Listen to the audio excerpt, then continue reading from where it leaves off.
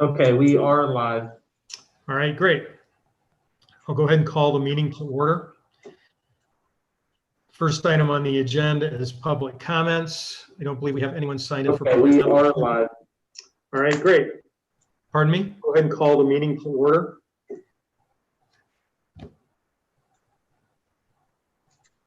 I'm sorry, I missed something here. You're fine, Steve. I'm sorry. We didn't have something muted. You can continue on. We're called to order. Okay, all right.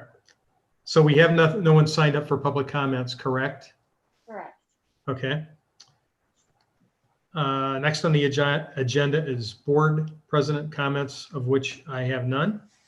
So let's move into staff reports. Mariella? Okay, good evening, everyone. I'm going to keep my comments very brief tonight as Jennifer Welsh, our newly promoted Senior Director of Public Services, is with us tonight.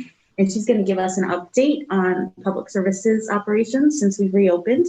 But I did want to share that we had our first virtual Speaking of Books event last night with Newbery Award winner Kwame Alexander, all the way from London.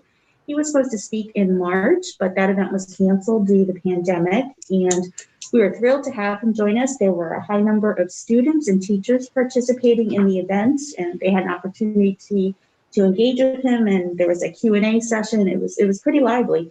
In total, there were approximately 150 attendees, which is a fantastic number, and I think our largest virtual program via Zoom so far. So that was pretty exciting. This past week, we sent out our first mailer to all our households in our district. You all should have gotten it. We sent it out to 115,000 households. And this is the first piece of direct mail that we sent out to our patrons since our Winter Explore Guide back in December, January. Our staff have been doing a really good job digitally with e-newsletters, social media, and answering the phones and patrons coming into the branches. But we still hear from people who are asking if we're open. So the postcard is intended to let all of those people know that we are indeed open and what programs and services we are offering now. And I think the postcard was successful because it dropped into mailboxes last week, and we saw an increase over the weekend in people signing up for the Kwame Alexander event. So we hope to do more of these. It's much slimmer than our guide, but hopefully it will get the word out that we are indeed open. Okay, that concludes my report. Thank you, Mariella. Any questions for Mariella? No, hearing none. Chris? Sure. I'll also try to stay brief so that way Jen has plenty of time to cover her information. I just want to continue on talking about our revenues and expenses so far for this year. It's really just continuing to basically say the same thing that I've said all year, or not all year, but the last handful of months. Everything is appearing to be favorable towards the library. So far this year through October 31st, we have spent $12,240,000. That's about 82% of our budget for this year in the general fund. I would expect if we go off of a normal year's not expenses but expense rate for the last 2 months of the year, and then match that with this year's remaining expenses. So if we kind of take how much we normally spend as a percentage of the budget for the last 2 months each year and apply that to this year, we'll be somewhere just over $13 million spent for this year. Our budget was originally over $16 million. It is now $15.4 million is our expense budget this year, and we'll be somewhere just north of 13, which is a little over 85%. So we're actually going to come in, I would say, significantly under budget on expenses. A lot of that is just due to shutdown, reduced services. There's a lot of programming that's not going on this year. Just a lot of changes that we've had this year that we've significantly reduced expenses. And then also a lot of the projects that were going to be worked on this year were postponed, just trying to get everything prepared and create safe areas and everything, we had to move a lot of projects around. So we had a lot of, I would say, deferred expenses. Hopefully those projects will be picked up, and we can start that timeline moving and we can get back to normal next year. On the revenue side, we through today have collected $18,118,000. I don't actually have a percentage for you on that one, but we're on track for everything except for two areas, and that is the levy and patron fines and fees. So patron fines and fees have been tracking lower, mainly because people have not been coming in, and we haven't seen the same usage, but also largely because we haven't been doing passports. And for the last year, passports has been one of the drivers of our patron fines and fees, and we just stopped doing those for quite some time. So that was one of the spots where we were slowing down. I believe we're looking at starting that back up here in the next handful of months. So in 2021, we should see that line item pick back up. The other area is the PLF. While it is lower than what we had expected coming into 2021, it's actually much higher than the state's revised number from June of 2020. We are 2% shy of where we expected to be coming into 2020, which I think is exceptional considering everything that's gone on. Hopefully that can continue into next year and we don't see any changes through the state legislator on what percent of the general fund that the libraries receive and all that. But if we don't see any large changes and the state doesn't see tax changes, we should continue to stay pretty level there. Through the year, or my anticipation, if we took 2% of the PLF away for the next 2 months and then continued all the revenue kind of the same as it has been for the last 10 months, we will actually collect $19,100,000, which is about $90,000 more than what we expected coming into 2020. So we might be in a position where we actually collect more revenue. A lot of that is driven by the property tax levy actually collecting more than what we had thought it would. And hopefully that continues into 2021. So it's actually pretty good news on both fronts. We're looking to spend less and we're looking to bring in more. So again, that's, in my opinion, pretty favorable any year, especially when you have a pandemic. And so hopefully we can continue to manage those wisely and make use of those dollars. That's all I have. Does anybody have any questions about that information? No questions for Chris. Chris, thank you very much. Good report. Jen, welcome in your new position. Thank you very much. Chris is going to get the PowerPoint going here. So while he's working on that, just want to say thank you for letting me come in and talk about public services a little bit. I won't take a lot of time. It's a big topic. It's all we do. Make sure that is all they see. It's just the main screen. The PowerPoint. Yeah. I'm not. Yeah. Hey, Steve. Yes. On your screen, I should just be sharing Jen's PowerPoint, correct? Is that all you're seeing? That's all I'm seeing. Perfect. Sorry, Jen. No worries. We're all good. Okay, great. So I wanted to talk just briefly about the organizational change that Marianne put in place. It doesn't change a lot about the actual work that any of us are doing, but it does create better alignment for the multiple ways that we reach patrons. So this is kind of pulling together some different functions sort of under one umbrella that's going to make some of the communication and work on those areas much more efficient.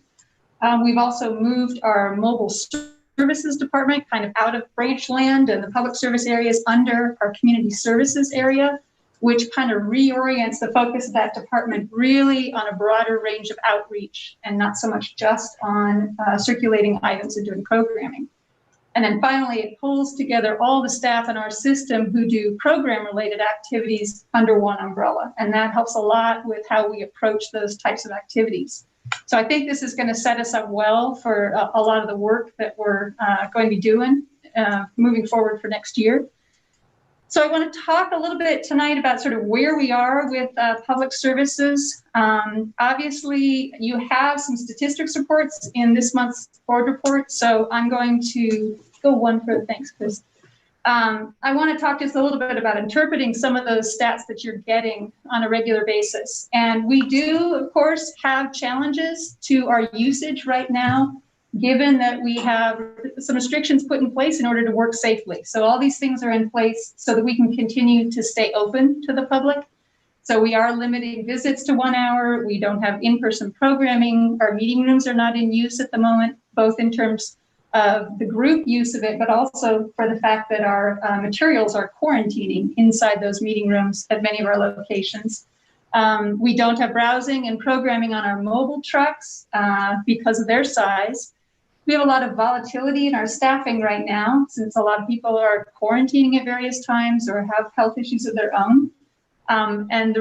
In order to handle that, we have reduced our open hours at physical locations. It's been the same since we reopened our locations to just 1 shift per day. And that puts us at about 82% of our open hours that we were open pre-COVID. And our partners that we work with are all facing the same set of limitations. So they're all dealing with the same kinds of restrictions, which means their demands of us are very different than they normally are. So those are some of the factors that are influencing our usage right now. Despite that, we are seeing a steady trend upward in terms of the activities and the circulation in the system. So that's great news. We're sort of building back. Obviously, when we reopened in August, that made a big difference. And we're sort of continuing to build upward. We're hoping that that trend continues. We have noticed as the weather's gotten colder, people are coming into our buildings more. We are, I strongly believe, one of the safest places that the public can visit right now. We are consistent safety protocols that we have in place, and that's helping us sort of stay open and stay serving people, even despite what's going on in terms of the virus. I'm going to look just for a moment. You have a lot of data in your board report that reflects these larger trends. And I want to just point out some of the ways that those larger trends are reflected in very different ways at different locations.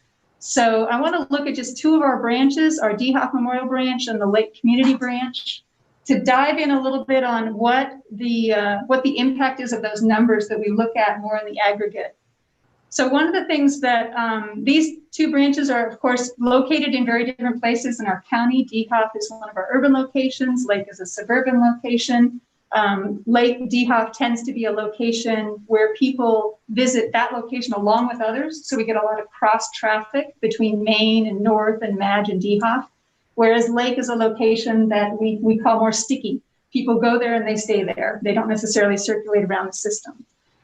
So there's a lot of differences in the way these 2 branches function. DeHoff is much smaller. Lake is one of our larger ones. But if we look at some of the ways that they are not so much comparing them to each other, but looking at how each of them is gaining ground based on where they were last year.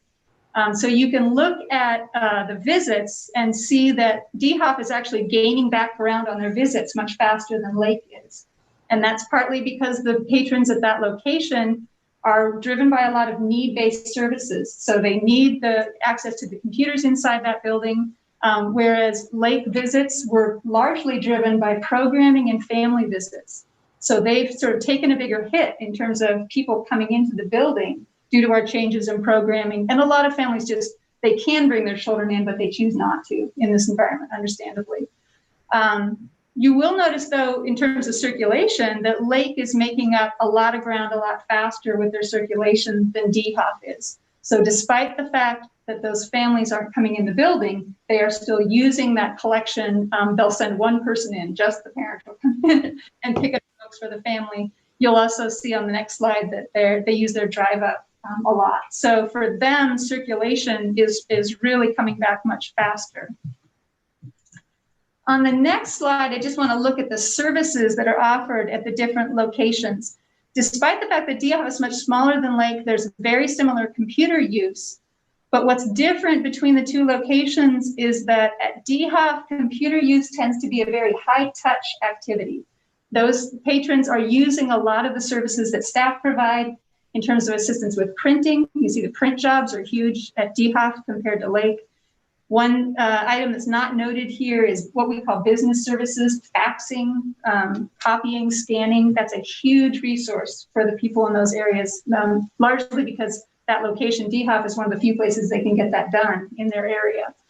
So, and you'll see that one-on-one services at DHOP are much higher than they are at Lake. So there's a lot more patron interaction with staff at that location. Whereas Lake is a lot more people coming by. You'll see Library to Go. They're coming by, they're picking up their materials, and they're heading out on their way. So what we're really trying to do in public services is we are providing the same access everywhere. DHOP patrons have access to Library to Go. Lake patrons have access to Library to Go. But we're supporting those services at different rates in order to meet the different demands that people are bringing at each location. The other thing I wanted to talk about is that as we're adapting to these services, as we're changing things, we're finding that we're making adaptations that we've needed to make to serve patrons safely, but they're moving us in directions that we've been wanting to make for a while, or in directions that are going to benefit us in the long term. So I just want to highlight a few areas where some of the things that we've had to do to serve within a COVID environment are really going to stand us in good stead as we go forward. One of those areas is in our staffing. So the staff have had to go through a lot of change in serving in this current environment. And one of the things that they've had to do a lot of is move around our system more. So we've had to move staff on a daily basis between locations in order to make sure that we can stay open and keep our buildings adequately staffed at each level. That's created a lot of awareness and understanding of other locations that staff might not have had before. We have rebalanced our use of substitutes. We stopped using subs and let that group of people go off our payroll in the spring. We are just now starting to bring a handful of those people back, but that's been a long overdue kind of look at how we use that pool of people and what's the best way to use them. So that's helped us move that project forward quickly. We've also found that all the work that staff are doing is all remote. So all the wrestling that Chris was doing with this technology, we're using that throughout the system. And that's allowing staff to really make themselves useful around the system. So it used to be we have a very strong staff member at one branch, benefited that branch tremendously. Now their expertise can be equally as beneficial at another location because of the way we're using technology differently. Staff have also had a lot of opportunities to demonstrate leadership and initiative. So that helps us just from a human resources standpoint and staff development in understanding what resources we have in our staff. Patron contact has also changed quite a bit. When we were only operating virtually, we needed to make sure that we were maximizing all the ways that patrons could reach us. We haven't added anything new in terms of how they reach us, but we have revamped the way that our staff take in patron contact. We've created a team, so at any time when someone's calling in, those calls are answered by a group that has skills across a reference library and a circulation person and a frontline staff member, so that all of those different needs can be met at that time. We're creating more sort of efficient ways to get our email reference and are starting up a different chat reference in order to make that faster. We're also preserving, these are centrally channeled avenues for patrons, but we are also preserving our patrons' ability to call their local branch because we know how important that is. And so many times right now, our staff are talking to people as their main contact as they're shut in. We've also built out a resource and information hub that all staff, no matter whether they're on the floor or on the phone, there's a lot of information changing right now, both about the system and about our immediate community. So we have an information hub where staff can go to get the answers that are most up to date. And through all of that, we are working to reduce our reliance on our outside call service, which right now we're answering about 95% of any calls that come through are answered by a Stark County Library staff person. So that's something we are adjusting. And virtual programming, of course, has been a huge project. Since we stopped doing in-person program, Mariana DiGiacomo has done an amazing job of kind of growing this from the ground up. And it's had a huge, I think, impact on building the skills of our programmers and creating pathways to programming that we're not going to stop when we go back to in-person programming. So it's broken down a lot of the silos between each of our locations. It's increased our staff's ability to collaborate with each other. We have an ability to promote things across the system rather than just the local communities in a way that we haven't had before. And we're also starting to record a lot of these virtual programs so that we have a bank of resources available. If someone would like a program, now we can offer it where they need it, when they need it, which makes us much more responsive to the needs that our partners have. So those are just some ways where things are moving forward. The last one I'm going to mention is our outreach mobile services department. This is the department that's probably seen the most change because their whole world was driving to a school, bringing a whole group of kids onto a small area and doing programming with them, or going to a senior facility and going inside and working with a bunch of seniors. So just about everything they do has drastically changed in this environment. So we have a new manager in this department who's come over from our Sandy Valley branch. She's doing a great job of sort of thinking outside the box and repurposing a lot of what they're doing. We are sort of moving toward doing a lot more work in integrating the way that our mobile services department and our branches serve schools. I think Mariana DiGiacomo will be here next month to talk about the educator survey that they did with educators to learn about their needs and how we can help them. Some other ways that we are increasing the books by mail service, which is how we reach our homebound patrons. We are delivering items wherever they're needed in the community with our mobile services. And then this is all leading us to identify exactly how we want to manage our mobile fleet going forward. Right now, we have a very large fleet of buses, largest really in the country and definitely largest here in the state, that are all of one kind. And we know that what we need is a little bit more variety of vehicles. And this experimentation we're doing right now is telling us exactly what we need to know to decide on how to move forward with building that fleet. So the last thing I just wanted to point out are as we go through the fourth quarter of this year and into the first quarter of next year, these are some things that we're going to continue to build out in terms of services. We will be restarting passports between December and early January, as Chris mentioned. We're in preparation for Reimagine. We are exploring ways to put business services onto a mobile truck so that we can continue to provide those things when a Reimagine building is closed. We're increasing book clubs and the virtual programs, adding some new readers advisory services to help connect people with our collection.